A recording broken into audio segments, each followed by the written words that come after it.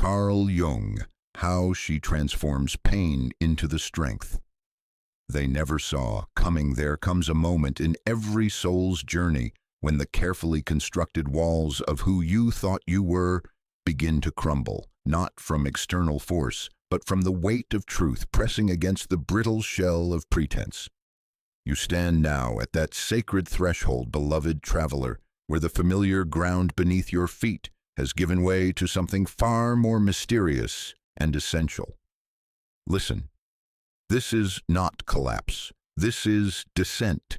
Like the ancient goddess Inanna, who willingly walked into the underworld, knowing she would be stripped of every ornament, every title, every piece of armor that once defined her power in the upper world, you too are being called to surrender what you thought made you worthy of love.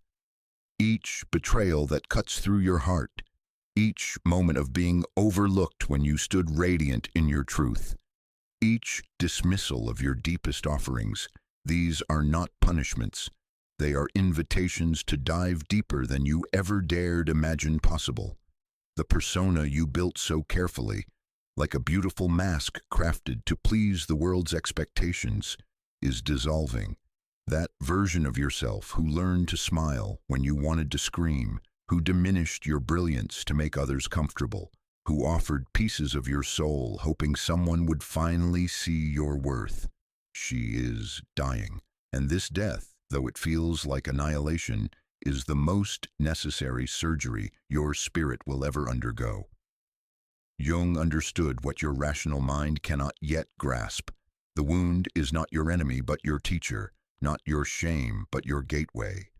Where the light of awareness cannot penetrate through ordinary consciousness, pain becomes the sacred chisel that cracks open the hardened shell of ego, allowing something infinitely more vast and luminous to breathe within you. In this liminal space where your old self dissolves like salt in water, feel how the darkness holds you not to harm but to transform. The alchemical work has already begun, beloved. In the laboratory of your breaking open, the base metal of your suffering is already being prepared for its metamorphosis into gold. Now you begin to see the terrible gift hidden within their rejection, how they held up a mirror that reflected not your inadequacy, but the very qualities that threatened their small understanding of what it means to be powerful. Your intensity, which they labeled overwhelming, was simply the raw force of an undomesticated soul, refusing to fit into their carefully measured boxes. Your depth, which they found exhausting, was the fathomless well of wisdom that their shallow vessels could never contain. Jung knew this secret. What others cannot tolerate in us is often the very medicine our world needs most desperately. They called you too much because your muchness reminded them of their own unlived possibilities. They turned away from your emotional honesty because your willingness to feel everything reflected their own defended hearts. They labeled your authentic expression as dramatic because your truth-telling threatened the comfortable lies they had built their lives upon. Feel how liberating it becomes to stop apologizing for the magnitude of your being. The shadow they rejected, this raw, unfiltered essence of who you are, contains treasures they were never equipped to recognize. Your sensitivity, which they deemed weakness, is actually your superpower of perceiving what others miss. Your passion, which made them uncomfortable, is the sacred fire that will forge your greatest creations. Your refusal to play small, which they punished, is the very rebellion that will birth your authentic life. In this recognition, something shifts. You begin to court these rejected aspects of yourself, like a lover welcoming home the beloved after long exile. The shadow that others feared becomes the foundation of your unshakable strength. Now comes the nigredo, the alchemist's black phase, where everything you believed about love dissolves into its constituent elements of truth and illusion.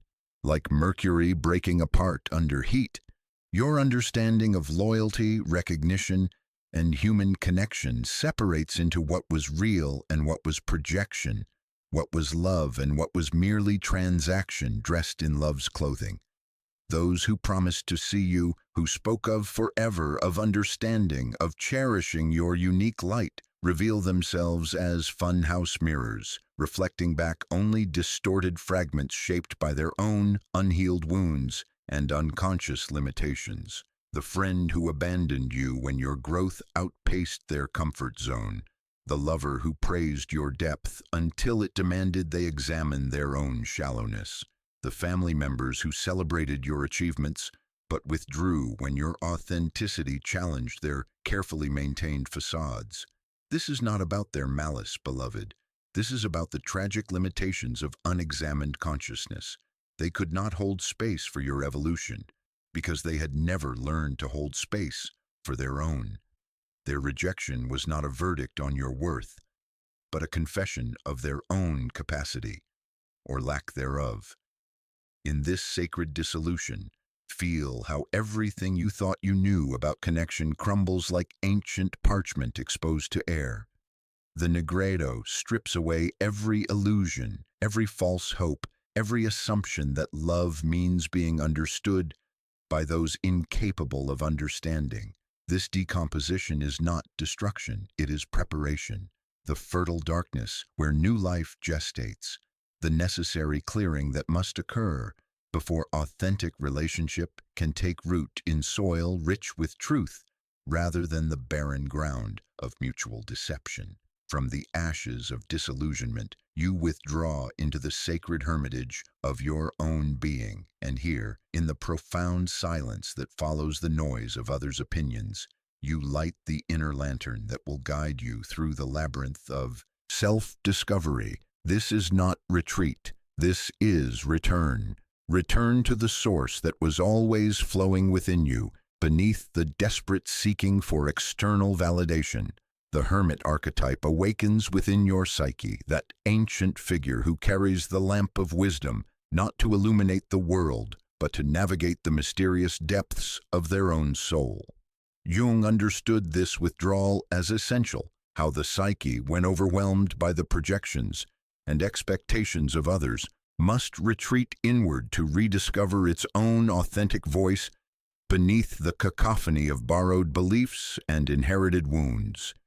In this holy solitude, you become both seeker and sought, both student and teacher of your own mysterious depths, no longer fragmenting yourself into digestible pieces for those who could never appreciate your wholeness. You begin the patient work of gathering all your scattered parts back home.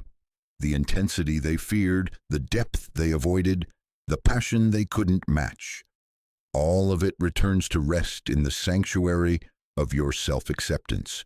Here in the temple of your own being, you discover that the light you were seeking in their eyes was always burning within your own awareness.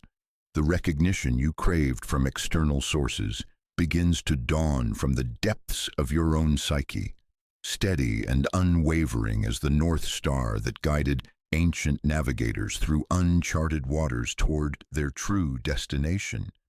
In the cocoon of your chosen solitude, something magnificent and mysterious begins its patient work, the invisible metamorphosis that transforms the very substance of your being from the inside out. Like the caterpillar that must completely dissolve into primordial soup before the butterfly's DNA can reorganize into wings, your old identity undergoes total liquefaction in the dark sanctuary of becoming. This is the chrysalis phase, beloved, where you can no longer be who you were, but cannot yet see who you are becoming. Your former self, the one who built her worth around others' approval, who measured her value by external recognition, who sought love by offering pieces of her soul like coins in a wishing well, dissolves into pure potential. It is terrifying and sacred simultaneously, this dissolving into mystery. Jung understood this liminal space as holy ground, where the ego's desperate need to control and predict must surrender to the deeper intelligence of the self. You cannot think your way through this transformation any more than a butterfly can intellectualize its way out of the chrysalis. This is the time of trust, of letting the ancient wisdom encoded in your psyche do its reconstructive work while you rest in the darkness of unknowing. Feel how your cells are reorganizing themselves around a new blueprint, not the external template of who others wanted you to be, but the authentic pattern that was always waiting in the depths of your being. The chrysalis holds you in perfect darkness, while this sacred alchemy transforms your very essence. You are becoming yourself at the deepest level, strand by strand, cell by cell, dream by dream. From the depths of your metamorphosis, ancient feminine wisdom begins to stir, primordial, numinous, and utterly uncompromising in its power. This is not the diminished femininity that others could tolerate, the one that apologized for taking up space and asked permission to shine. This is the archetypal feminine in her full sovereignty, the creatrix who births worlds from the void, the destroyer who clears away what no longer serves, the intuitive oracle who knows truths that cannot be learned from books. Jung called this the Anima, the soul force that needs no external validation, because it validates itself through its very existence. Feel how she rises within you, the wild woman who was never meant to be tamed, the moon goddess who illuminates her own path, the fierce compassion that others mistook for weakness because they had never encountered love without agenda, power without domination, strength that flows like water yet cuts through stone. They could not see this aspect of you because they themselves had been severed from their own connection to the sacred feminine. Your cycles of renewal threatened their linear progress. Your emotional fluidity challenged their rigid control.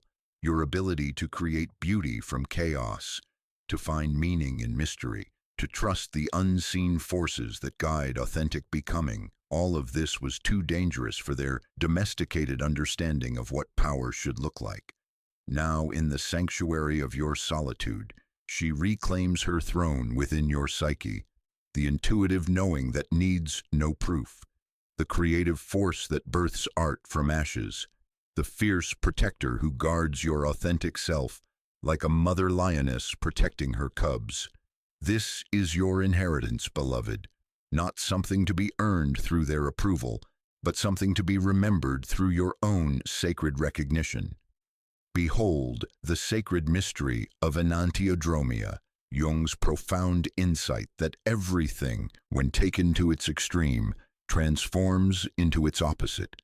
Your deepest wounds are now revealing themselves as the very sources of your greatest power, like underground rivers that surface as springs of living wisdom. What seemed like your breaking point becomes your breakthrough. What felt like your weakness emerges as your most extraordinary strength. The sensitivity they mocked, calling it fragility, has transformed into your gift of profound empathy, your ability to feel the unspoken pain in others' eyes, to sense the truth beneath their words, to offer healing presence to those who suffer in silence.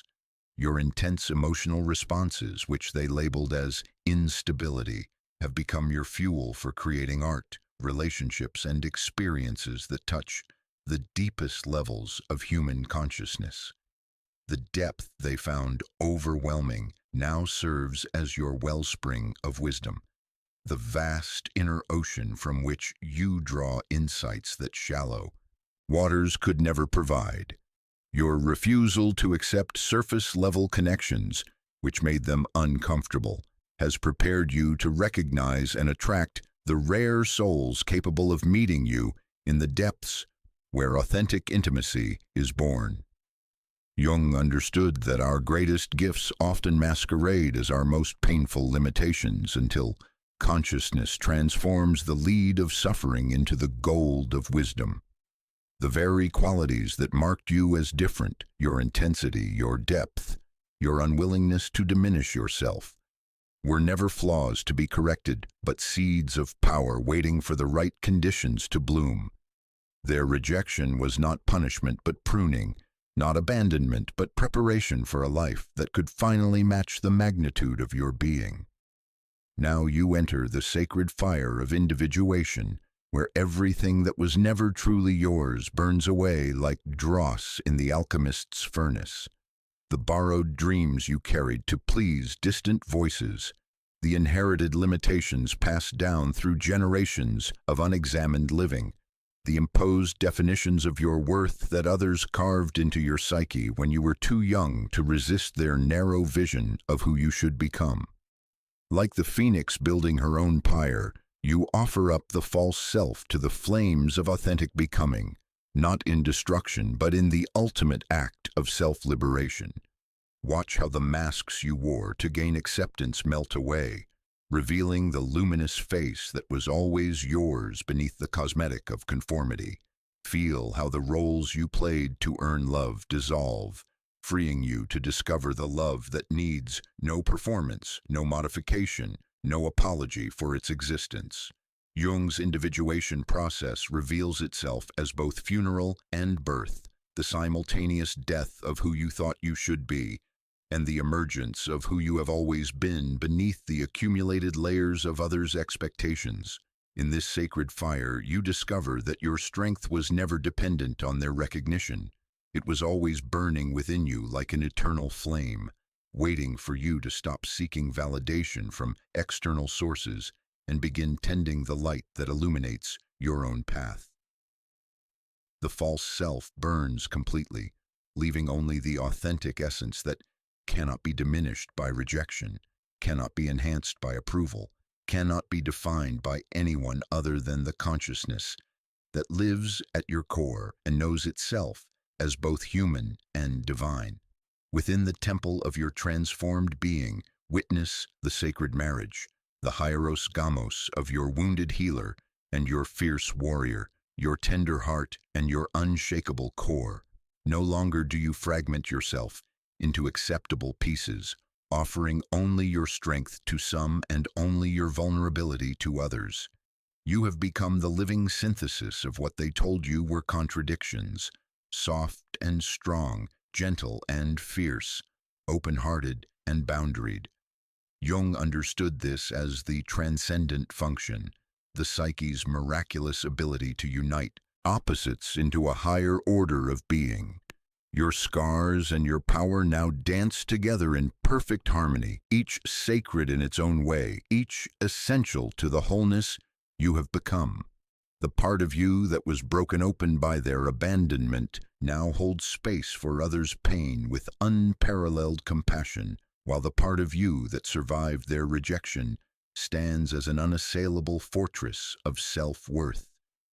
You no longer choose between being loving or being strong. You embody both simultaneously, like a tree that bends with the wind yet remains rooted in its own truth. Your tenderness is not weakness, but the overflow of a heart secure enough to remain open despite the wounds it has endured. Your strength is not hardness, but the flexible resilience of one who has learned to trust her own capacity to weather any storm. This inner marriage creates a new order of being within your psyche, the divine feminine and the sacred masculine united not in opposition but in collaboration, creating a wholeness that needs nothing from the outside world to feel complete. You carry both the nurturing mother and the protective warrior, the wise crone and the innocent child, the mystic and the pragmatist, all integrated into one magnificent expression of human possibility. From the base metal of your deepest pain emerges the philosopher's gold, not the glittering fool's gold of superficial happiness, but the true aurum of wisdom forged in the crucible of conscious suffering. This is the alchemical treasure that can only be created through the patient work of transforming wounds into sacred knowledge, isolation into profound connection with the archetypal depths of human experience. Jung insisted that the treasure always lies where we least want to look, buried in the very experiences that others couldn't handle witnessing, hidden in the pain they turned away from, encoded in the rejection they inflicted upon you. Your suffering has become your scripture, each wound a verse in the sacred text of your becoming. The loneliness they imposed upon you has taught you to befriend solitude in ways that shallow connections never could. The misunderstanding you endured has developed your capacity to see truth beneath the surface of appearances. You carry within your transformed being the gold of hard-won insight, the knowing that authentic love cannot be earned through performance, that real strength is forged in the fires of adversity, that true worth exists independent of others' ability to perceive it. This wisdom is not theoretical but cellular, written in your bones, flowing in your blood, emanating from your very presence. The precious substance you have created through this alchemical journey cannot be stolen, cannot be diminished, cannot be replicated by those who have not done the deep work of turning their own lead into light. You have become a carrier of the gold that heals not only your own wounds, but offers medicine to every soul brave enough to undertake their own journey from wounds to wings. No longer hiding your magnificence to make others comfortable in their smallness, you emerge as the full expression of your archetypal power, the goddess who knows her own worth without needing external confirmation, the queen who rules the sovereign territory of her own being, the creator who births beauty from the compost of past pain. The dimmer switch you once used to modulate your brilliance for their comfort has been permanently disabled. Those who could not witness your strength when it was still forming in the darkness now see its full manifestation blazing like a star that refuses to apologize for its light. They observe your transformation with a mixture of awe and bewilderment, unable to reconcile this luminous being with the one they dismissed, abandoned, or tried to diminish. Their blindness was never about your inadequacy. It was about their own unhealed relationship to authentic feminine power in all its forms. You understand now why they could not see you clearly. Your light reminded them of their own unlived potential. Your courage exposed their own cowardice. Your willingness to feel deeply highlighted their own emotional numbness. You were a mirror reflecting back to them everything they had abandoned within themselves in favor of safe, predictable, socially acceptable versions of aliveness. Now you move through the world as an embodiment of what becomes possible when a soul stops betraying itself for others' comfort. Your very presence becomes a permission slip for other women to reclaim their own power, to stop apologizing for their depth, to cease diminishing their light for those too afraid to kindle their own flame. You have become what Jung called a carrier of consciousness, awakening others through the simple act of being authentically, unapologetically yourself. Behold the ultimate paradox of your journey. In learning to be completely whole within your solitude, you have become magnetically attractive to those rare souls capable of meeting your transformed being. Jung's principle reveals itself in perfect symmetry. Only when you no longer need others' validation do you become worthy of genuine appreciation. Only when you stop seeking love do you become ready for love that matches your depth. Your journey into the wilderness of your own being has not closed your heart to connection, but prepared you for connections worthy of the woman you have become. Like a tuning fork calibrated to the frequency of authenticity, you now naturally repel those who would diminish your light, while drawing toward you the exceptional beings who can witness and celebrate the magnitude of your hard-won strength. The desperate seeking energy that once drove you to offer pieces of your soul to anyone who showed interest has transformed into a serene knowingness of your own value. You no longer audition for love or perform for acceptance. Instead, you simply exist in the fullness of your being, and those with eyes to see are magnetically drawn to the light you no longer hide. Your happiness in solitude has become the foundation upon which genuine partnership can be built.